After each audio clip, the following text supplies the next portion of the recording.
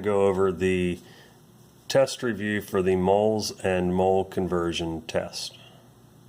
So our first problem asks what the percent composition is of sodium phosphate, Na3PO4. So we're trying to find percent composition of sodium phosphate. The first thing to do is to figure out the molar mass of the compound, where we take the mass of sodium times 3 plus the mass of phosphorus plus the mass of oxygen times 4. So if we look at the periodic table, we can see that the mass of sodium is 22.99, and there are 3 of them, plus the mass of phosphorus, which is 30.97, plus the mass of oxygen times 4. So the molar mass of sodium phosphate is 163.94. Now to figure out the percents, we're going to find a percent sodium, a percent phosphorus, and a percent oxygen. For the percent sodium, we take the mass of sodium, the 22.99, times 3, because we have 3 sodiums in the compound. Then we'll divide it by the mass of the entire compound, the 163.94, multiply it by 100 to make it into a percent. And when we do that,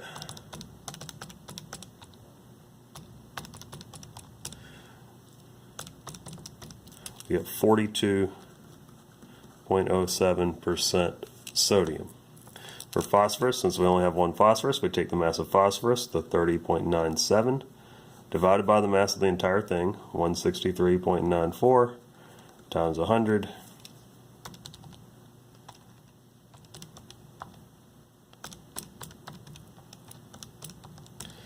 We get 18.89% phosphorus.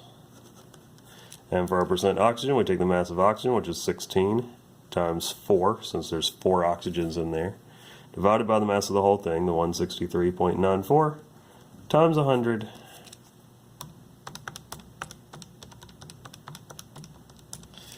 And we get 39.04% oxygen.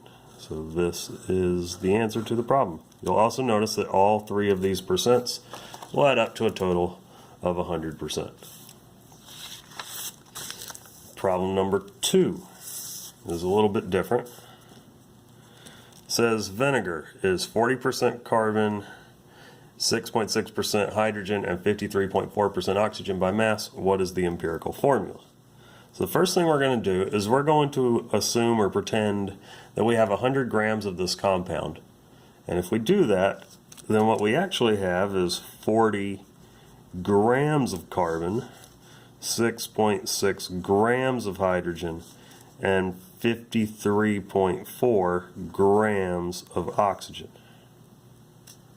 So that's a simple little trick that we just essentially take those percents and rewrite them as grams. Our next step is to take these grams and turn them from grams into moles.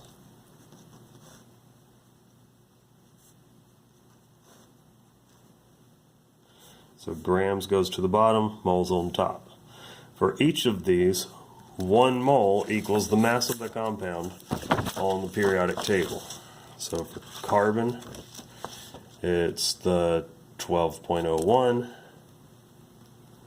For hydrogen, it's 1.008. And for oxygen, it's 16. So we do some quick little math right here.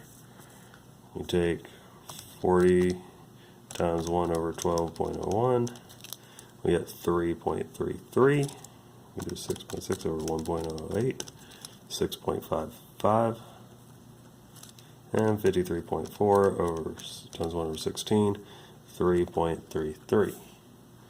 Our next step is to divide all 3 of these numbers by the smallest number, which in this case is 3.33.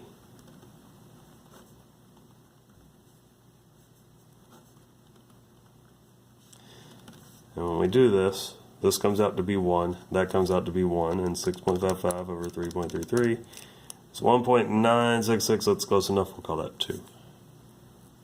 So we have 1 carbon, 2 hydrogens, 1 oxygen, so our empirical formula is CH2O, which is the answer. Now in problem number 3, it says if the actual molar mass is 60 grams per mole, what is the molecular formula? So this is our empirical formula.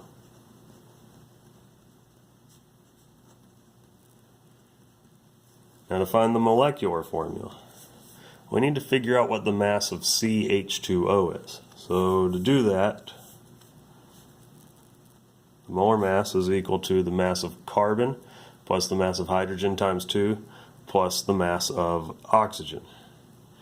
And when you add those up, 12 plus 1 plus times 2 plus 16, it comes out, lo and behold, it's 30. If you were to do the math with the numbers off the periodic table, this has a mass of 30. Now we're told the actual compound has a mass of 60. So we take 60, we divide it by 30, and we get 2. So the actual compound has a mass that's twice this. So the molecular formula is going to be double the CH2O, so we're going to call it C2H4O2. And that is our molecular formula.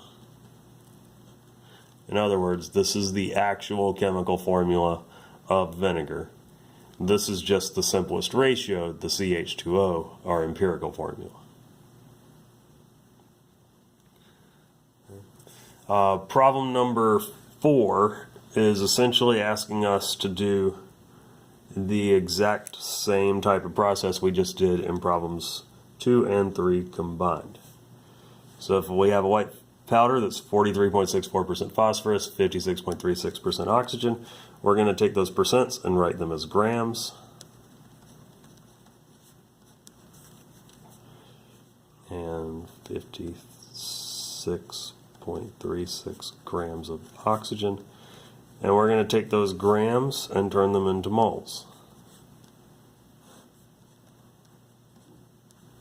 So we're going to use the numbers off the periodic table. For phosphorus, it's 30.97. For oxygen, it's 16. So we do a little bit of quick math here.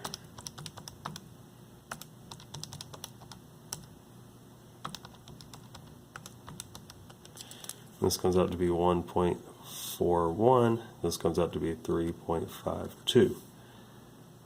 Now we'll divide by the smallest number of moles, which is 1.41. And here we get 1, and if we take 3.52 over 1.41, we get 2.5. Now we do not just round this up to 3 or round it down to 2. Since we're essentially halfway in between, this is kind of saying that the formula would be P1O2.5, but that's not really possible. So to get rid of this fraction or decimal, we're going to then take everything and times it by 2. So that's going to give us P2O5. That is the empirical formula. Now to find the molecular formula, we need to figure out what the mass of P2O5 is. So we take the mass of phosphorus, which is 30.97 times 2, plus the mass of oxygen, which is 16 times 5. And this has a molar mass of 141.94.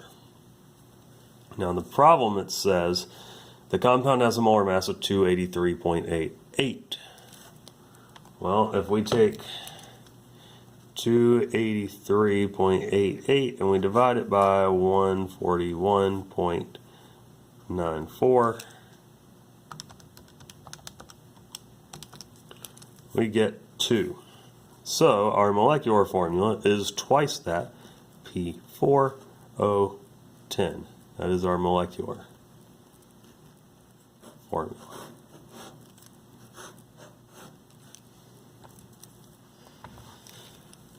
Problem number 5 might be the absolute easiest problem on this entire worksheet.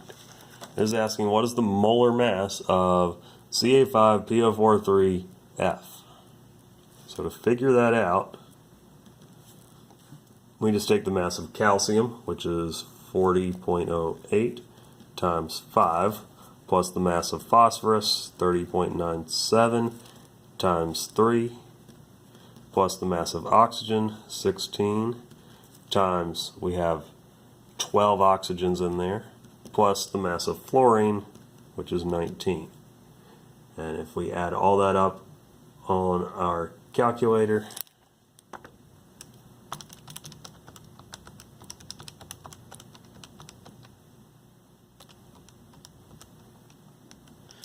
we get 504.31 grams per mole.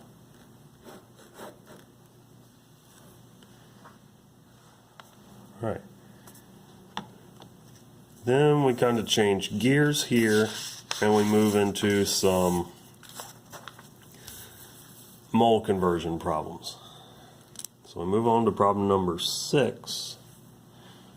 This is asking how many moles of CO2TiO4 are in 7.13 grams of that compound. So if we have 7.13 grams, if we're trying to go from grams to moles, our little mole town, we have particles, we have moles, and we have grams. Conversion between moles and grams is the molar mass off the periodic table, and the conversion between particles and moles is Avogadro's number, 6.022 times 10 to the 23rd. Don't try to memorize that number. If you have trouble remembering it, it's right there on your reference tables, right up at the top. In this problem, we're trying to go from grams to moles. So we're going to set up a conversion, and we're going to go from grams. So we take our unit of grams and put that on the bottom. Then we take what we're trying to find, which is moles. That goes on top, where 1 mole is going to equal the mass of CO2TiO4. So we got to take the mass of cobalt times 2 plus the mass of titanium plus the mass of oxygen times 4, which is 229.74. And then we just do a little bit of math. We put this in our calculator.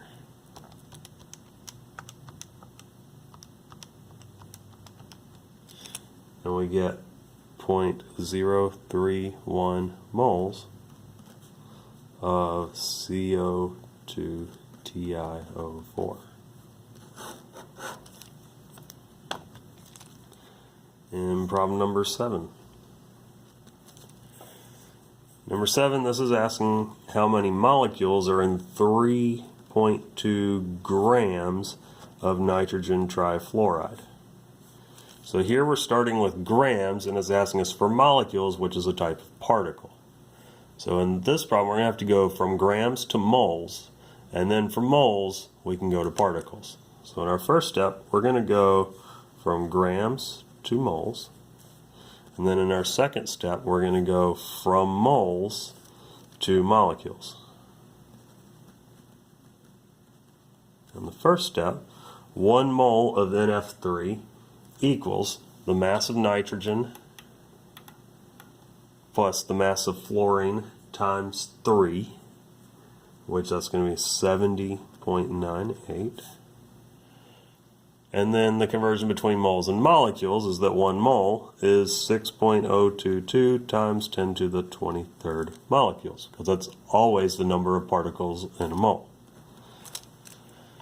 So to put this into our calculator, we take our 3.2 times 1 over 70.98 times 6.022 times 10 to the 23rd divided by 1, and that equals, I have to be careful with this, it says 2.71. We need to look over here on our calculator and see that it is times 10 to the 22nd molecules. Do not write the letter E. Write this in proper scientific notation form, times 10 to the 22nd. All right. Number 8. Ask us how many grams of mercury are in 1.19 times 10 to the 23rd atoms of mercury, which is the element Hg on the periodic table. So in this problem, we're starting with atoms, which is a type of particle, and we're trying to find grams all the way over here. So in our first step, we're going to go from atoms to moles. In our second step, we're going to go from moles to grams. You always put what you're trying to find on top and what you're starting with on the bottom. So 1 mole is 6.022 times 10 to the 23rd atoms, and 1 mole of mercury is 200.59 grams. So then we take our calculator and we very carefully put this in there. Take 1.19 times 10 to the 23rd times 1 over 6.022 times 10 to the 23rd times 200.59 over 1.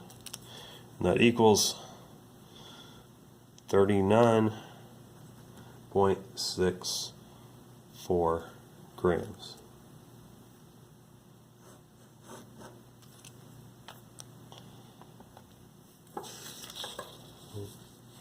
Number 9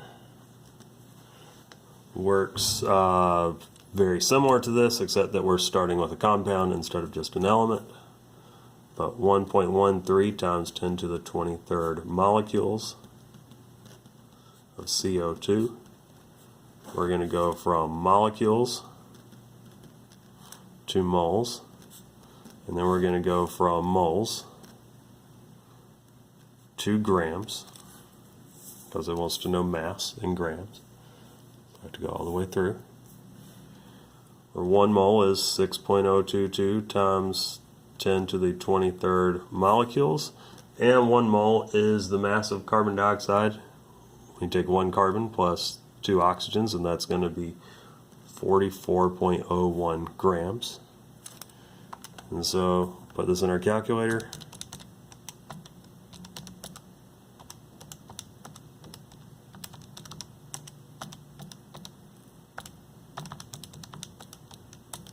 We get 8.26 grams of CO2.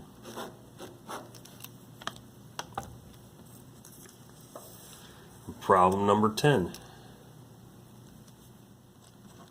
Got to be a little bit careful here as to what it's asking us to find, because we're starting with 350.0 grams of KClO3, potassium chlorate,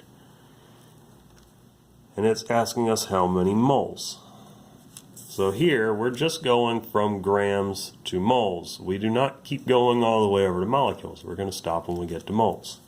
So we're going to go from grams to moles, where 1 mole equals the mass of potassium plus the mass of chlorine plus the mass of 3 oxygens, which is 122.55 grams. And so then we're going to just put this in our calculator. We get 2.86 moles of KClO3. In number 11, this asks how many moles are in 166 grams of calcium chloride. Now this one you got to be a little bit careful, because we're starting with 166 grams of calcium chloride. Well, calcium, because it is in group 2 of the periodic table, has a charge of +2, and chlorine, as a halogen over here, has a charge of -1. So calcium chloride is CaCl2. We're starting with grams, and it's asking us to find moles. This works very similar to problem number 10. We're going to go from grams to moles, where 1 mole is mass of calcium plus 2 chlorines, so that's going to be 110.98 grams. So we take 166 times 1 over 110.98, and we get 1.50 moles of calcium chloride. Number 12. In this problem, it's asking for formula units. Well, formula units is a type of particle that's specific to ionic compounds like titanium 4 oxide. We're starting with 40 grams. So we're starting with 40 grams of TiO2, titanium 4 oxide. And in our first step, we're going to go from grams to moles. In our second step, we're going to go from moles to formula units. Now to go between grams and moles, 1 mole equals the mass of titanium plus 2 oxygens off the periodic table, which that comes out to be 79.88 grams. And then 1 mole is Avogadro's number of formula units. So we take our calculator,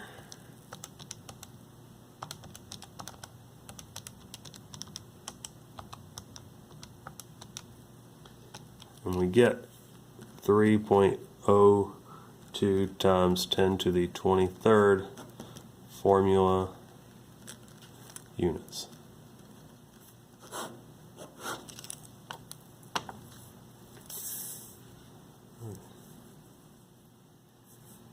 Number 13 works pretty much the same as number 1, except all we're having to find is the percent of nitrogen in ammonium oxide.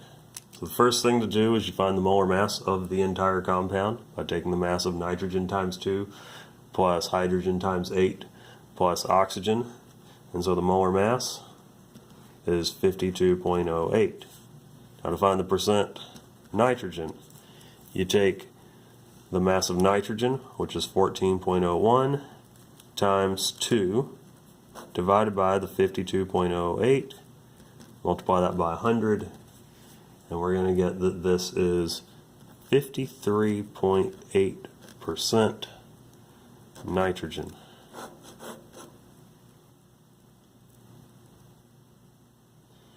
Problem number 14. The only real trick to this one is to realize that copper to sulfate, since copper has a +2 charge and sulfate is a -2 charge, is that it's CuSO4. And when you do the math on this, it comes out to be 39.8% copper, 20.1% sulfur, and 40.1% oxygen. Now I'm going to skip ahead to some problems towards the end that are a little bit different. These are hydrate problems. So we'll look at problem number 19. It says when 10 grams of hydrated FeCl3 is heated, 6 grams of anhydride remain. Give the formula of the hydrate. Well, if we started with 10 grams and now we're down to 6 grams, that means that we have 6 grams of FeCl3 without any water in it. And since we lost 4 grams here, we went from 10 to 6, we had 4 grams of water. And we're going to treat this very similar to an empirical formula problem. We're going to take our grams and turn them into moles.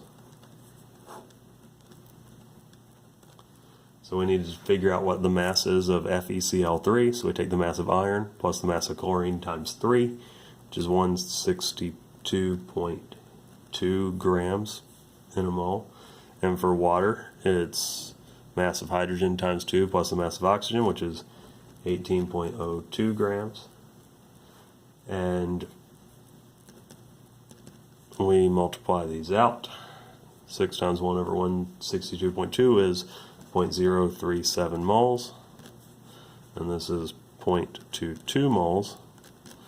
Now we're at the point where we divide by the smallest number of moles, which is the 0.037.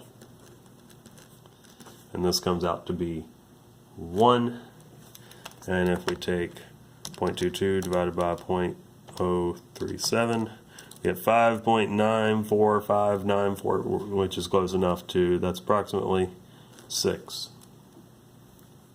So this compound is FeCl3.6H2O, or we would call that iron 3 chloride. Roman numeral 3 because iron has a +3 charge since chlorine's a -1, and 6 waters, hexahydrate.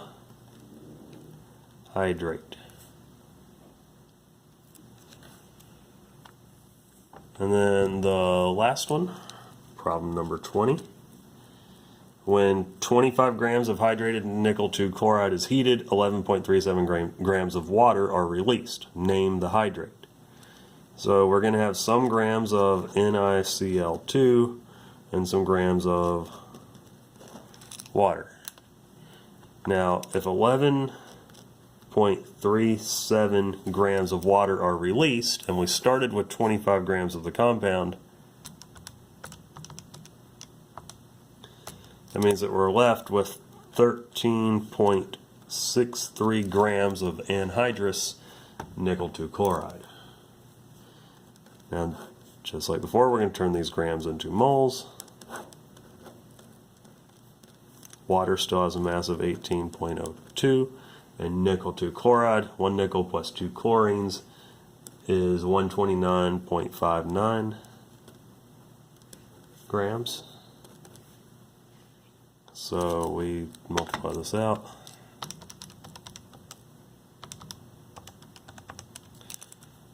.105 and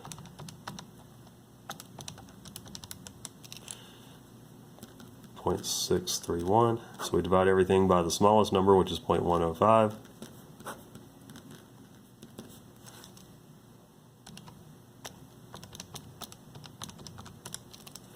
That comes out to be 6. So just like in the previous problem, this is a hexahydrate.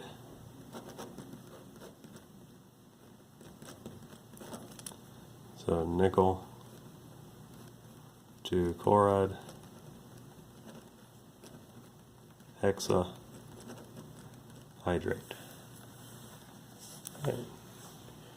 Hopefully that all makes sense.